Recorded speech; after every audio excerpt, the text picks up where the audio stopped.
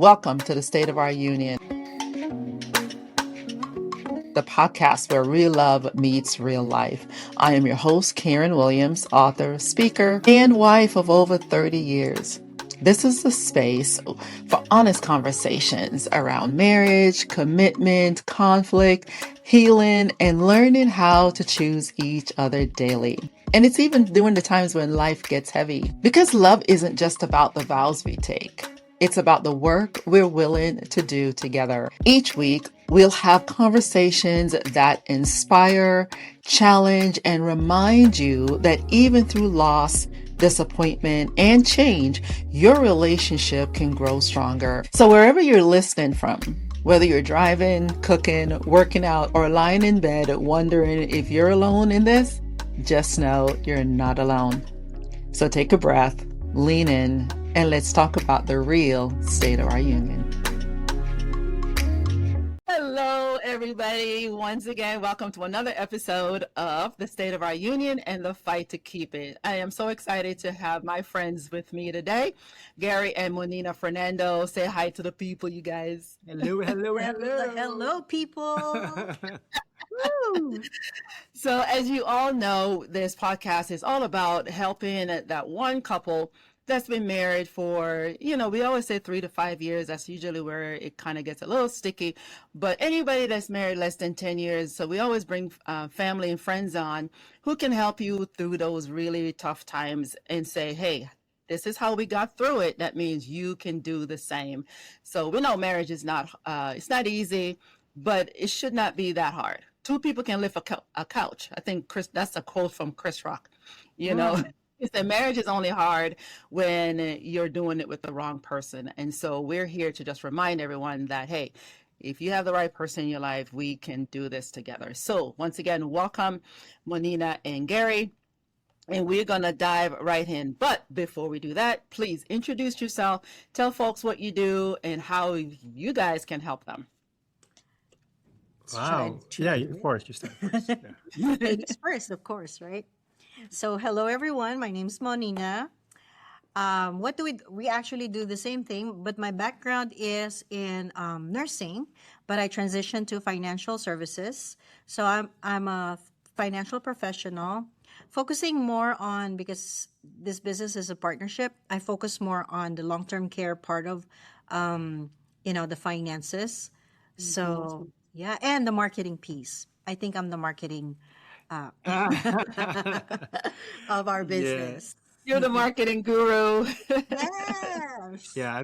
Well, actually, I came from the accounting background, and then eventually, Monina and I joined and started a business where we help other families. In addition, I started up my own business, a fractional CFO advisor last week.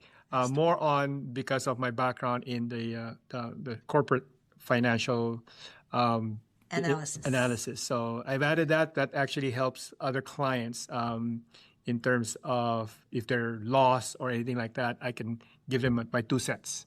So, Yes. And we all need your 2 cents because we all need help with our monies. And of course, you guys been married. Tell us how long you've been. 32 years. 32 years. This year it's gonna be 32. Yes. All right, so listen to that, people. They've been married 32 years, and they work together all day long.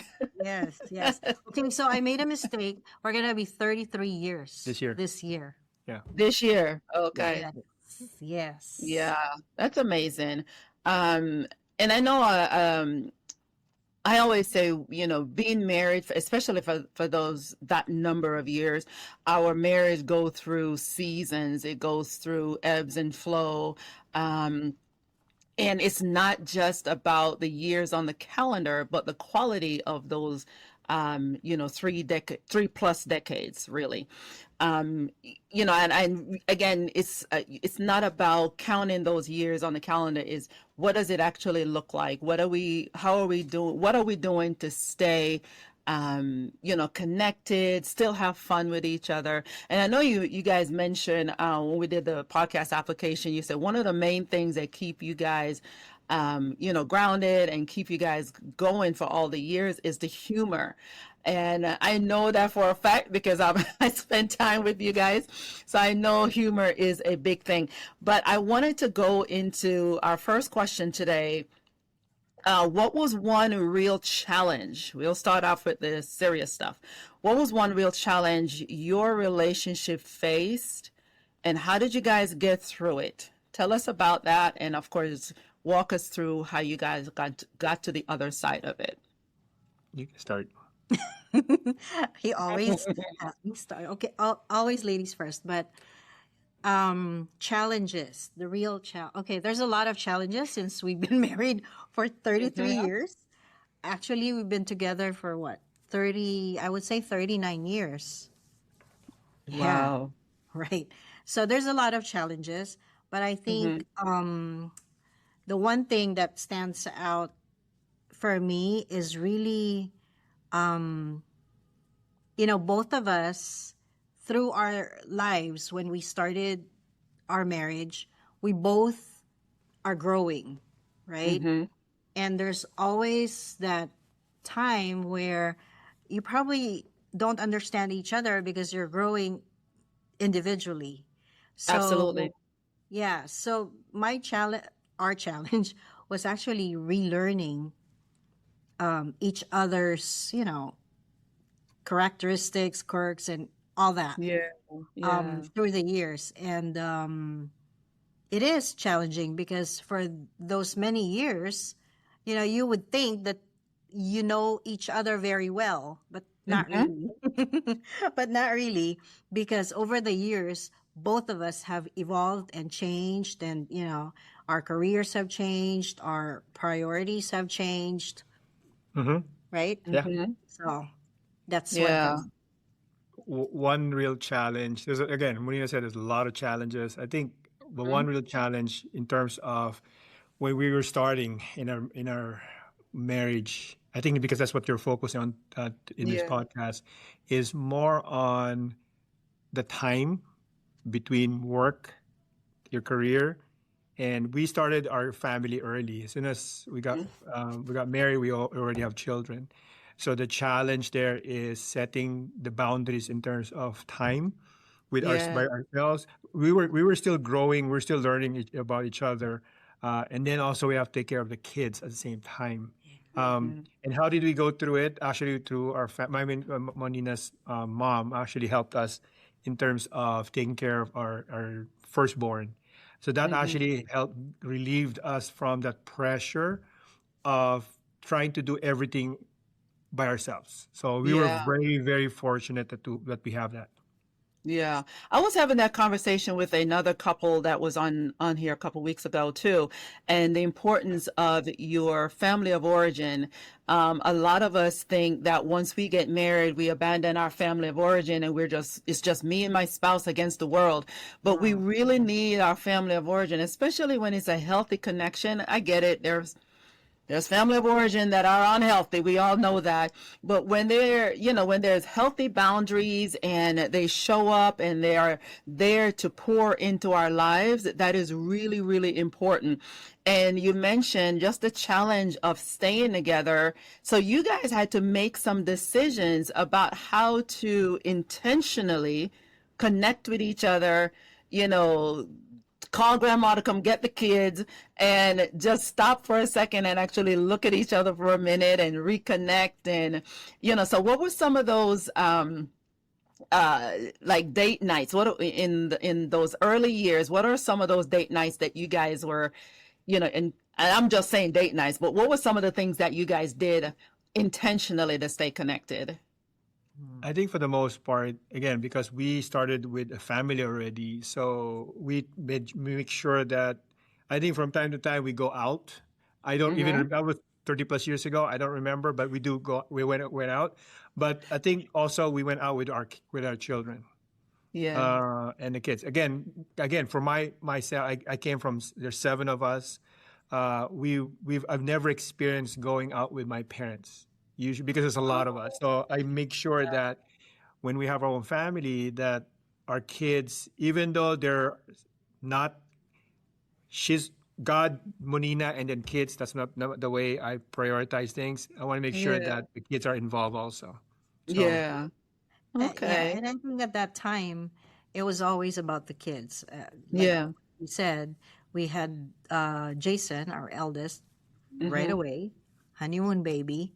So we really didn't have time to spend alone together after Yeah. marriage. Okay. So yeah, we would have those, little short dinners when my mom would is because at that time my mom was also working, right? mhm. Mm-hmm. So when my mom has time, we'll leave Jason behind and we'll go out and just have a simple dinner together. And Yeah. I think at that time it was enough. That was enough for us.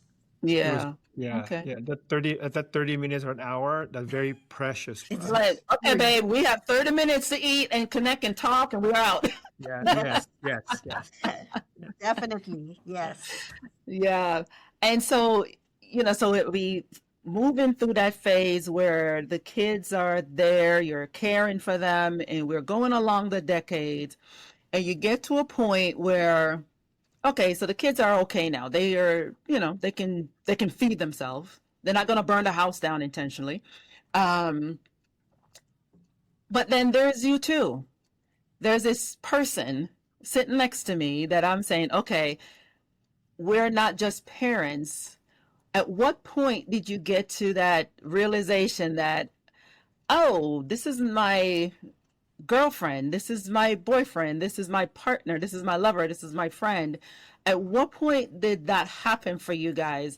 Because I know that that happens because you wouldn't be still together to this point. So tell me, describe to us, again, because the challenges are different in every decade.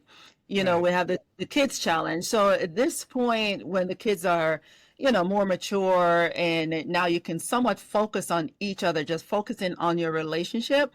Tell us a little bit about what that looked like and how how did that realization come about? So it did Question. come after 27 years. Yeah, I think if I go back, okay, if I go back, I'm looking at the times that we from the beginning until today. Well, before our start of business, I can see where we have friends that are in the same category, the same with they're actually have their own kids. So we Mm-hmm. associate ourselves with those friends that it's kind of hard to. For example, if you have a family, it's hard to hang out with single individuals. Correct. Correct. So we Absolutely. found friends that are actually same category, same Same situation. age. And it's Mm-hmm. not just when we were younger, as time goes by, our kids went to play baseball, basketball. So we have circles of friends that we can identify and we can actually connect. But actually Yeah. that, and then after, we leave them with our coach, and then all the couples, we go out. We're go- And then we tell the coach, what time can we come back? What that, right? And then we come back. So we have a yeah. free babysitter during games. So Yeah. that's where we grew. I think that's where we grew in terms of, those are our date nights with other. Yeah. But that's even so creative because a lot of times I hear a couple say, "Well, the kids have this going on and we don't have time," and but you were making use of every moment that you guys got together. Yeah, Yes. we Did. take advantage of the situation. If there's an Hmm. opportunity to go out, I mean, for example, like when my kids were in baseball, I make sure that I talk to all the parents. Hey, where are we going after the game? Where seriously? Yeah. And then from there, we were excited for the game to end, Because baseball games are long. They're like right? They 3-4 hours. are. Yes. They So yeah. are. They are. They sure are. Um, Now I want to ask you a slightly deeper question.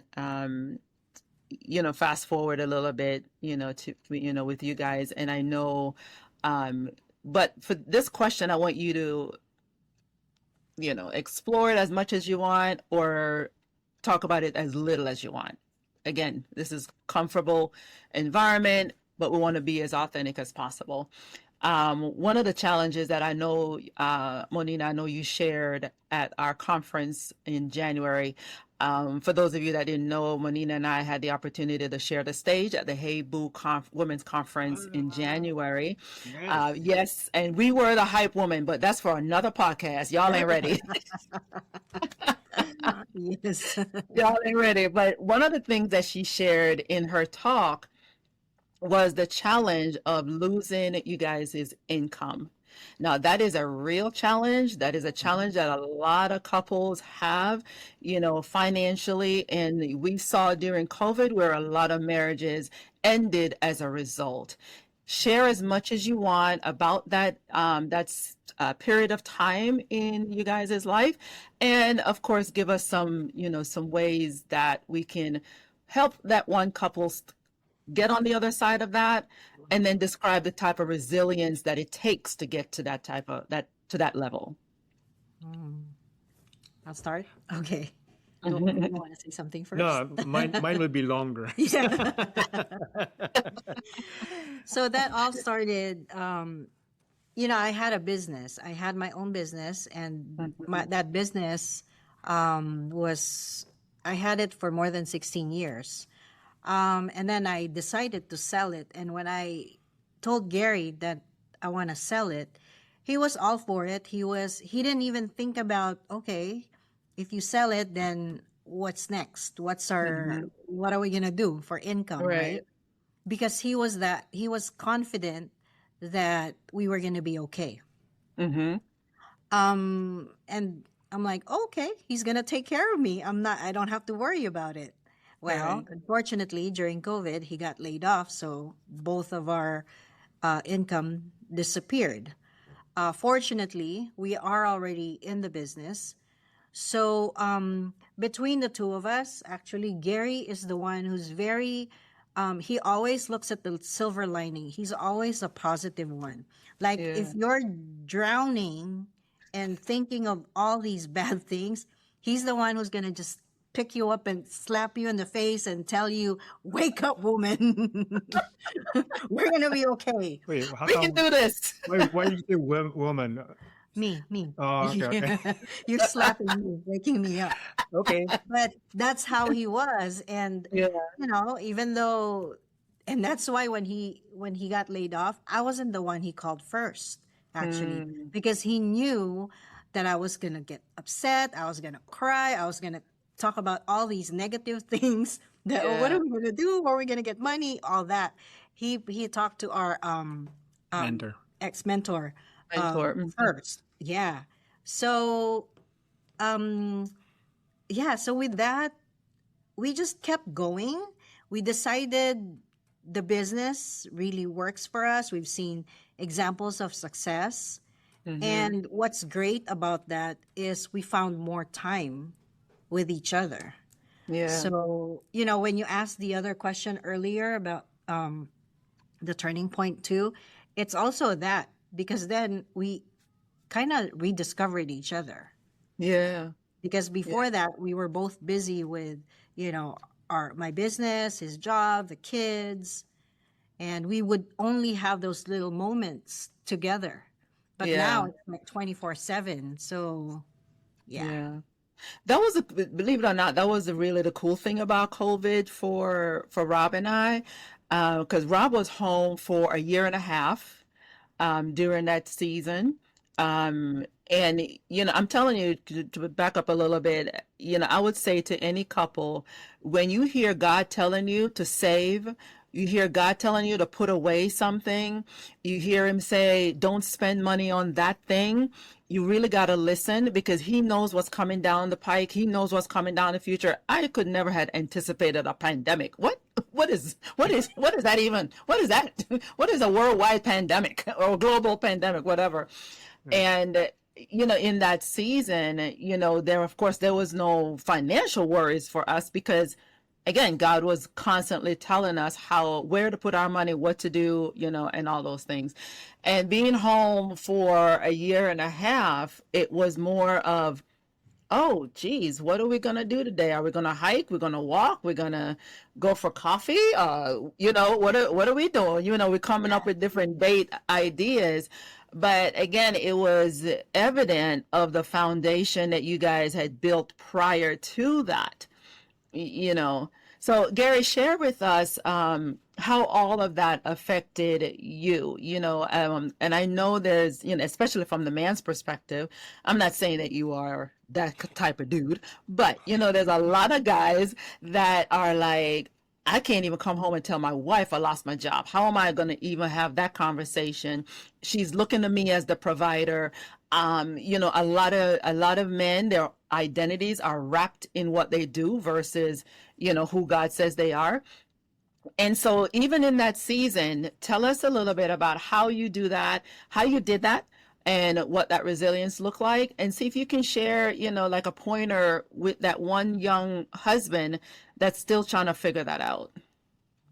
Okay. I would say if I always look at, back I was still at 2020. It was 2020. I'm looking at 2020, Mm-hmm. and I already knew.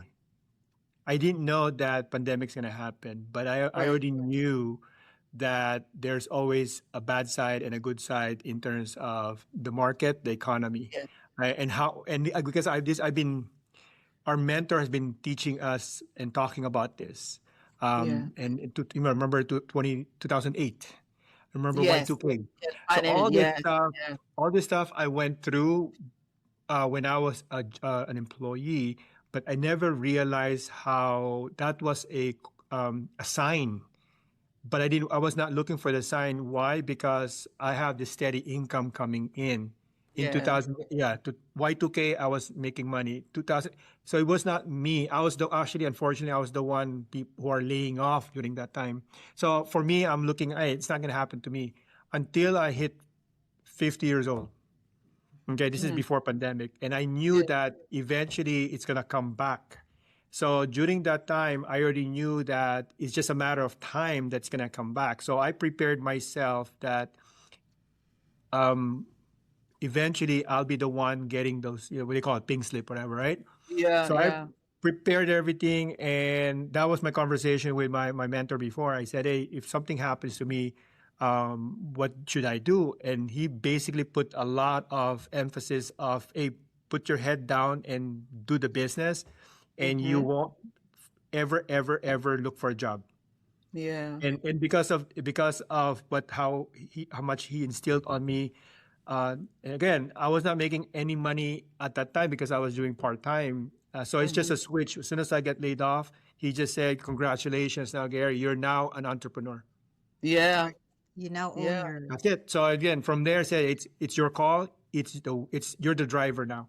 So for Yeah. me, in terms of moving forward, I knew if I can teach people that be the driver of your life, your relationship with God's Yeah. help, Yes. you're going to, of course, there's going to be bumps and bruises along the way, but you just Yeah. trust and it's going to happen.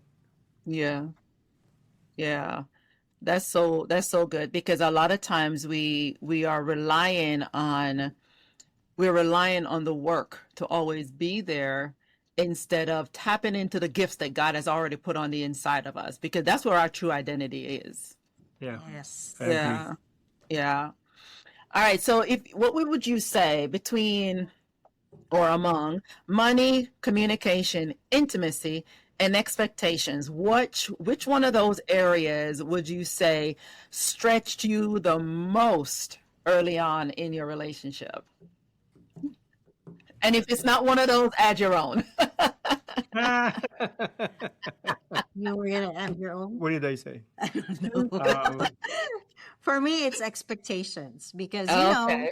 when you get married, you expect all these things. My knight in shining armor that Yes. he's gonna take care of me, and it's gonna Yeah. be perfect because we were in love. When you're young, you think you're in love and everything's gonna be fine, right? Yes. You expect so many things, Hmm. but of course, if it doesn't happen, you get disappointed, and Yeah. And sometimes you do, when you get married, you do set your expectations higher than when Mm, you were just dating, right? of course, Um, of course. right?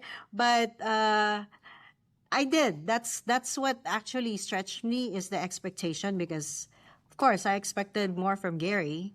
I expected Mm-hmm. better communication, better the way he would take care of me, the way he would take care of the kids.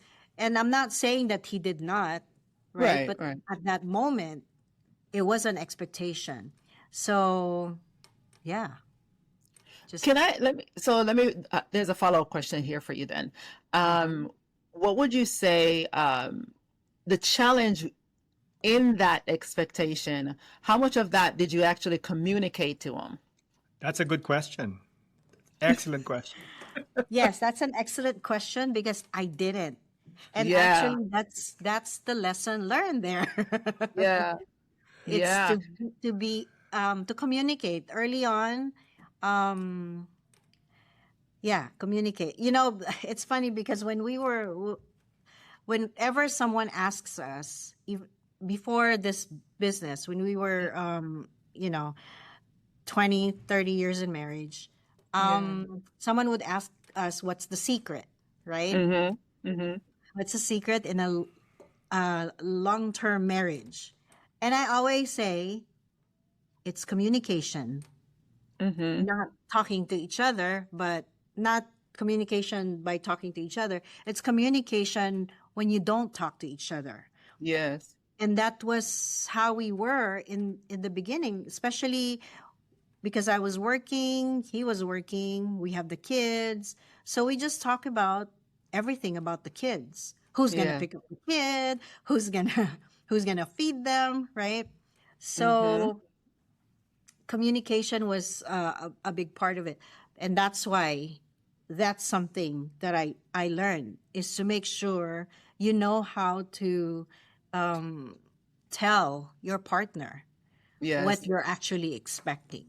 Yes. Not that Yeah. you're gonna demand, but you have to really express yourself.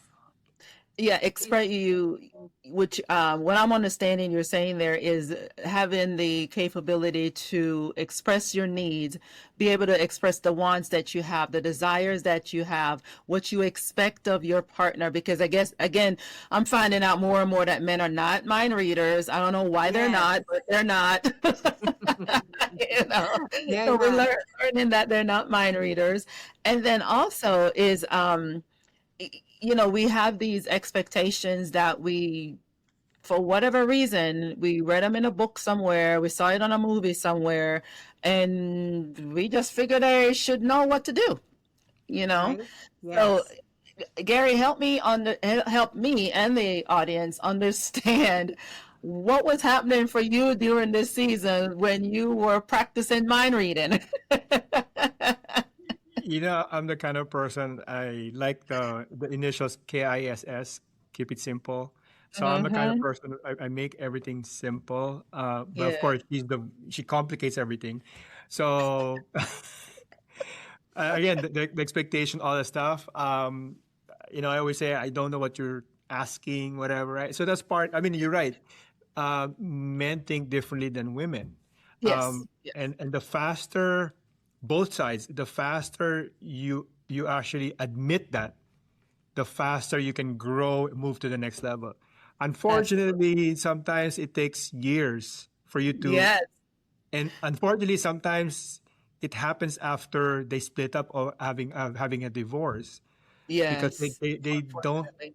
learn each other Yeah. from each other, I would say. Yeah.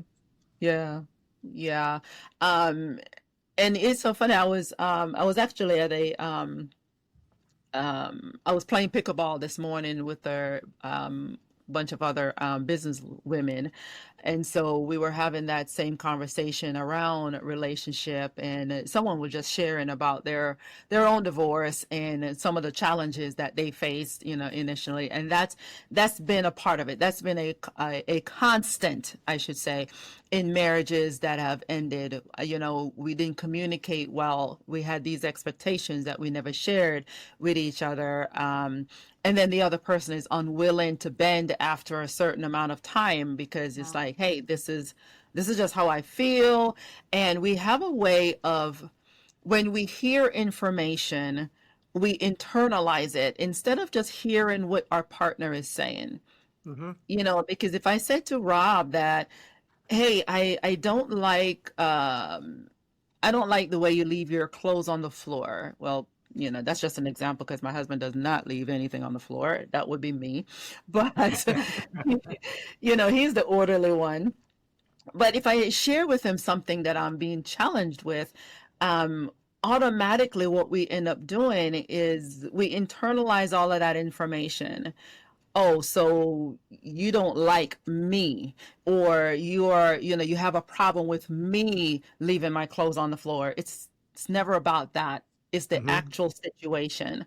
No, just pick your clothes up off the floor. Sometimes it's just that simple. But a lot of, of course, we enter relationships a lot of times with all of the baggage from, baggage is just a, lack of a better term, but we bring all of our experiences into our marriage relationships from other relationships, from our upbringing and all of those things. And, if you're like us, we didn't have a model. We didn't have an example of what a healthy marriage looked like. So we're just out here winging it. And we figure sometimes if we can just, say what we want and, with the intention of just, all we want is the person to just get them to do what we want them to do, and sometimes that doesn't work well. It doesn't work well because now we're, like you mentioned earlier, we're more demanding than communicating what our needs are. Yes. And so we have to kind of keep that in mind. But what would you say is one practical change that you guys made that helped you get to that, on the other side of that? You want to share? Because I think he's more patient than I am. I'm very patient that I'm gonna let you answer the question. I think I think it's more of really just listening, Yeah, um, listening to each other. It's funny yeah. you brought up that that they don't that we don't understand. Men don't understand sometimes, and Hmm. you bringing up the clothes. Um, until now, I think, I have a way of folding clothes. After the laundry, I just had to put this in there. I have a way of folding clothes, and I always tell him there's a reason why you fold clothes so that when you take them, they're not wrinkled or anything, right? Right. So I would fold. Oh, because he does the laundry most of the time. He likes Yeah. doing laundry, so he folds clothes. But Hmm. then he finds me refolding refolding my own clothes. So what does he do? Now he folds his own clothes and he leaves my clothes. And I Oh said, my gosh. why did you leave my clothes? How come my clothes are not folded? Well, you're Uh-huh. gonna unfold them anyway and then fold them again, so I just leave them there. So that's the communication part of it. Yes, And I yes, can't argue. I can't argue with that because he's right. exactly, exactly. So The yeah. thing is, for me, I just want the task done. I don't care how Rob does it. Now I will do, when talk about the topic of laundry. I will do the laundry, but he does the towels, right? So he'll do the towels, and then he has a way of folding the towels. And sometimes I look, I was like, nope, not unfolding, and put them all away. Because, when it comes to towels, they stack. So you have to fold them a certain way so they stack well. But Yes. I look in that linen closet, I'm like, nope, not touching it. He Yeah. got it. Sometimes you just have to stay in your lane and Exactly. so that Yep. there's no argument. So I think that's one thing that we develop, you Yeah. know. Um we kind of did that, and we understand each other. Yeah, and as you know, I know we're using simple task, but this is what goes deeper. We all have roles in our relationship that you do so well and I do so well, and it's okay for me to do this over here. It's not about making them feeling less than. It's just, hey, these are my strengths. So I'll be Yeah. over here doing the strength thing that I do, and you're over there doing the strength thing that you do, and we make it come together. Because I always say, whatever it is that is not hurt in the marriage itself, it's just preference. The rest of it is just preference. Don't allow your preferences to break your marriage. You know, That's right. how you load the dishwasher, that's a preference. How you fold clothes, that's a preference. Don't get your feelings hurt over preferences. You know what I mean? Can we keep the toilet seat up? No, get you another bathroom. Oh Because, But boy. this is something that we learned, and actually mm-hmm, we're still learning again as we evolve and change, and we go to the next level of our right. relationship. Mm-hmm, It's something that we have to kind of relearn, because when we talking about our past, we're both like uh bosses in our own, right, right? So right. he was the boss in his company and I was the boss in my company, although I think that um I thought that I was better because I owned my company and he was an employee. But Right. so when we gave all that up and we started our business, and our business is really in leadership, Mm-hmm. we had to kind of sit down and really talk about our roles in the business, Yes. because we both have that the strength of Mm-hmm. being the leader or being the boss or Yeah. managing. Mm-hmm. So one of us had to kind of relax a little Somebody bit had to and back submit. down. Yeah. Yeah. And then one of us had to pick up a little bit and go for it. So And yeah. it's because it's important to understand that even though you may run a household with both of you are decision makers, you want to be able to say, hey, these are your strengths over here, Mhm. this is what you do over here. It doesn't affect your identity in any way, shape, or form. Yeah. And I think that's a lot of times that's where the challenge is, because I saw a couple doing an interview. There's a show on Netflix, and I don't think it's not an interview. It's a reality show centered around therapy work.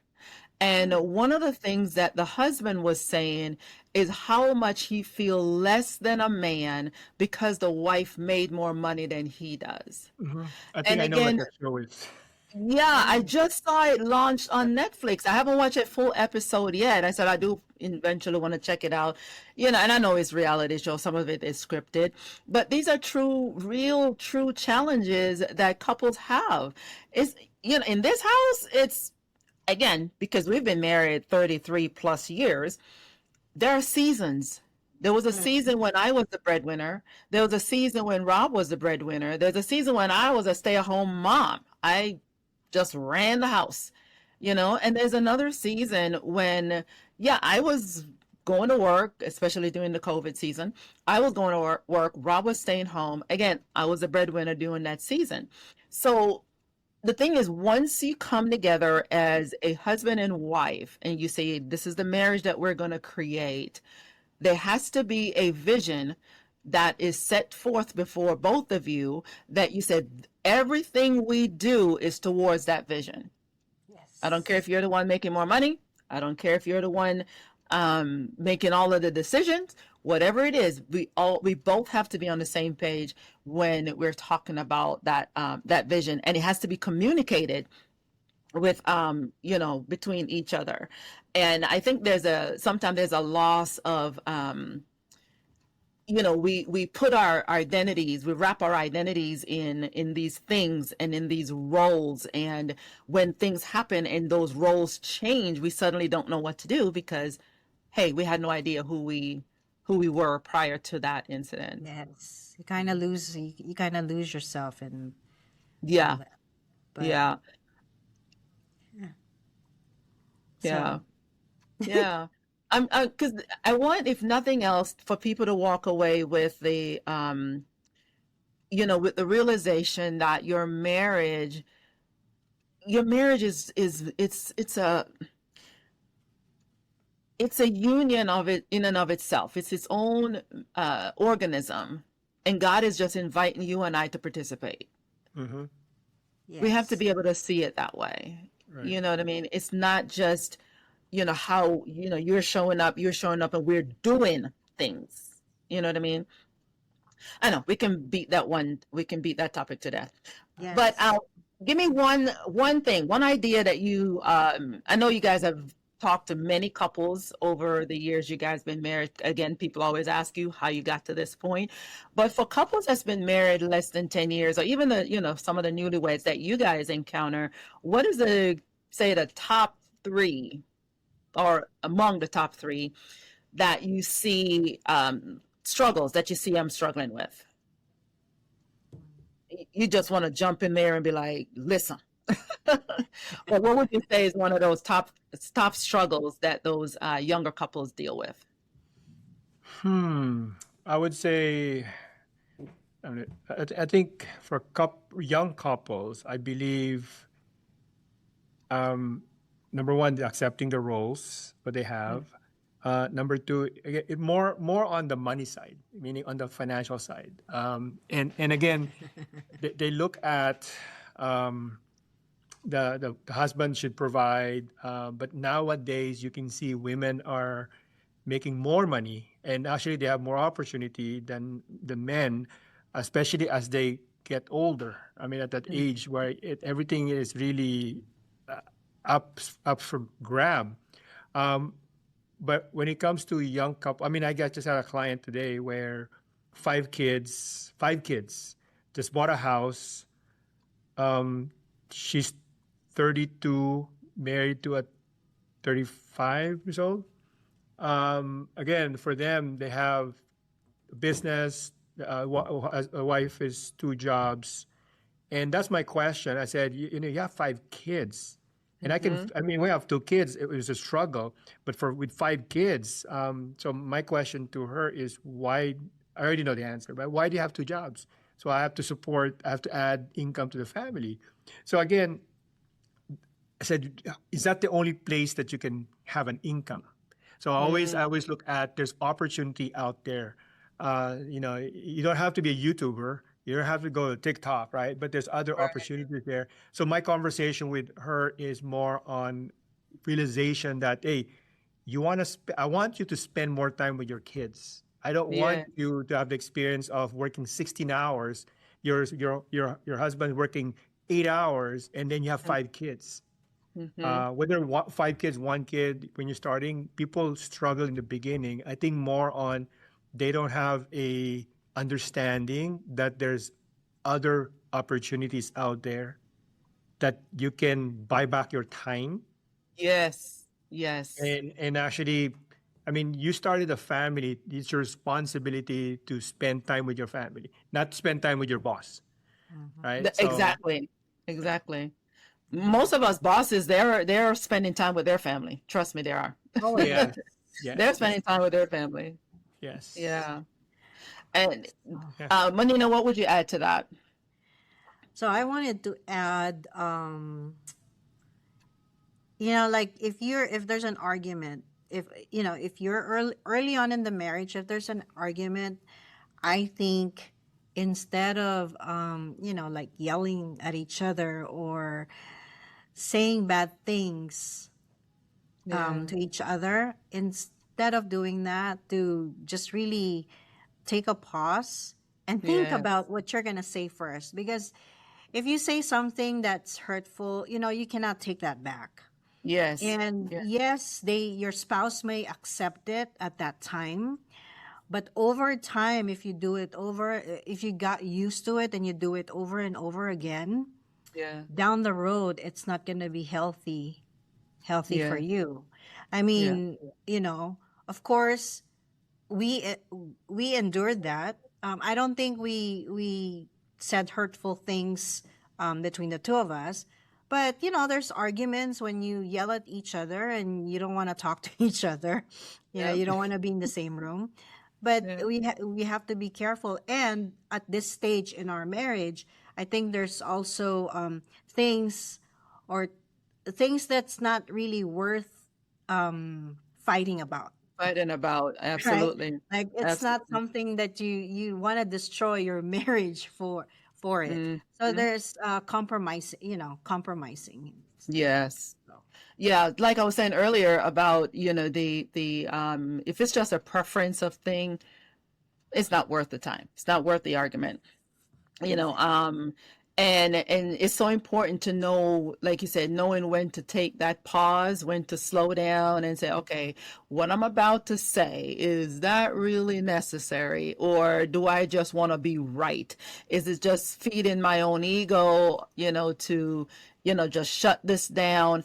Because I meet couples that will, and they admit that they say harmful things with just basically to shut the other person down, because when those hard words hit, it's usually met with silence, because for one, your brain is literally trying to process, why is this person that said they love me is talking to me this way? That's really why you shut down.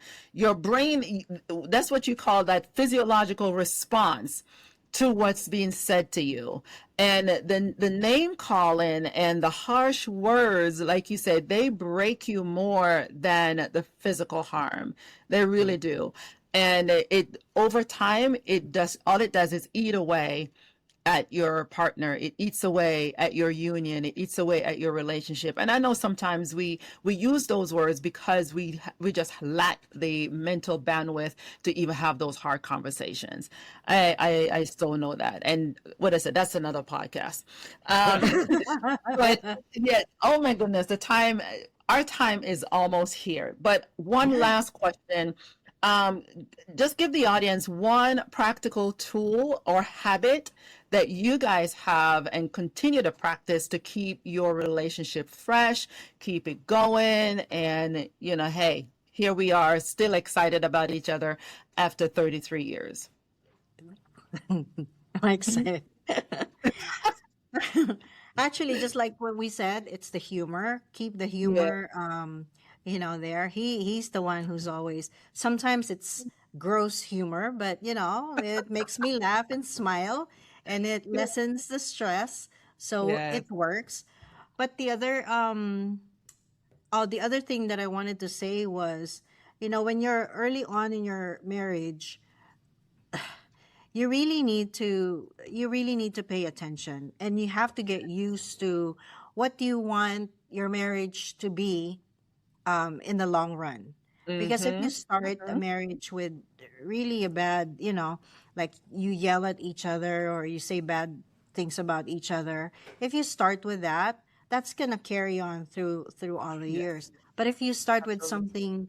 something, positive, and you carry that through because it's a habit already that you Yes, formed, yes. then the marriage will last. But another thing that I wanted to say was, don't forget to compliment your partners.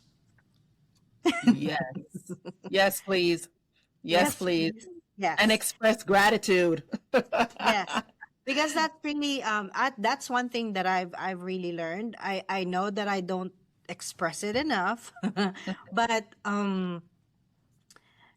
sometimes all I do is criticize and and again, if you start your marriage with criticism, it's not good. So Yeah, now, if you're when you're starting your marriage, you practice that now, so that in the long run, it's a habit that will, for you to keep that marriage alive. alive. Yes. I forgot the question. I was paying attention to Monina. And Um, and that's okay. That's what the listening is all about. But just a tip that you would share that's kept you guys fresh all these years. I think this one thing I've learned, like the last like 7 years ago when we started the business, is learning how your spouse, how their personality. I think that's very, very key to me. Yeah. Because growing up, I have no idea. I mean, I didn't know why Monina's always upset. It's because it's coming. I was the one. I was the trigger effect. I didn't know that, but again, because I've learned how she's kind of a relationship. So that's where I learn, and I'm a technical person, so I learn Yeah. how to talk to her in her what she Yeah, my understands, her language. In her language. language, And yes. again, growing up with especially people who are brand 5, 10 years in a marriage, they tend to overpower the spouse based on their personality, and Correct. that is not very good. So if they learn, my my husband is very technical, so I'll talk more about technical stuff, and I'll pay attention, right? And then next thing you know, you ask for, hey, can I buy a purse? So something like that. Uh, As a number. but again, I think learning about your spouse makes a big difference, Yes. and learning also how to listen more. A part of the Yes. communication that I've been hearing communication, but I think if you listen more than Yes. replying, you're gonna be you're one step ahead of you will survive that year, and then next thing you know, you're celebrating your 25th wedding anniversary. Exactly. Yeah. Exactly. It's yeah, that's how, what do you say? That's how you build one year at a time. Nobody gets married. I always say nobody gets married to get divorced. That was never the plan for anybody. Mm-hmm. Even if you feel like you're on the way to divorce, that was not the plan from the jump start. So we want to keep that in mind that yes, as you are growing in your relationship paying attention to each other, spend the time learning.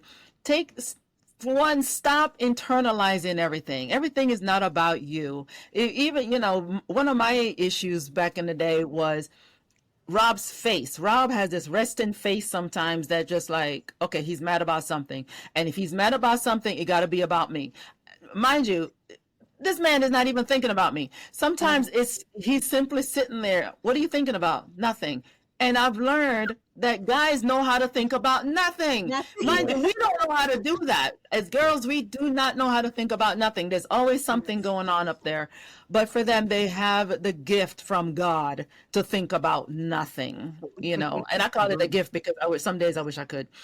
And another reminder is I read a book recently by John and Julie Gottman from the Love Lab. They have a whole marriage and relationship center in Seattle, Washington, and I had the opportunity to be on one of their webinars. About a year ago when they released their latest book called Fight Right, basically how to fight well with each other. And one of the things that came out from that book for me that stood out has always been, for every negative impact, for every negative experience that you have with your partner, you have to top that with 5 positives, because it takes 5 positive to actually get rid of that one negative. So if Mm-hmm. we're constantly negative behavior, saying Mm-hmm. negative things, Mm-hmm. you have a lot of work to get done, and it can seem overwhelming, but you start where you are. Start with the gratitude. And if you've never told your partner thank you, the first day you say it is probably going to catch them off guard. Yeah. But you keep doing it. It's practice. You do it. What I say, you keep doing it over and over and over and over again until it becomes a practical part of who you are. Yep. Yep. Yep. So Yep. yeah, I love love. I love marriage, and I am so excited for everyone to hear this episode because we had some really good conversation. But I don't want to keep you guys all here all day. Wish I could, but there's apparently there's work Yes. There and is. life and all the things. But I just want to say thank you both so very much for sitting down with me here on the State of Our Union and the fight to keep it. Have an amazing day to both of you, and we'll talk soon. Thank you for Thank you. inviting Thank us. you. Of Bye. course. Bye. Thank you for spending this time with me on the state of our union. My hope is that today's conversation gave you something to reflect on, something to talk about, and maybe even something to try in your own relationship. If this episode spoke to you, share it with someone you love or someone who needs to hear it. Be sure to subscribe so you never miss a conversation. Remember, strong relationships aren't built on perfection. They're built on intention, honesty, and the daily decision to choose each other. Until next time, guard your heart, nurture your love, and keep investing in the state of your union.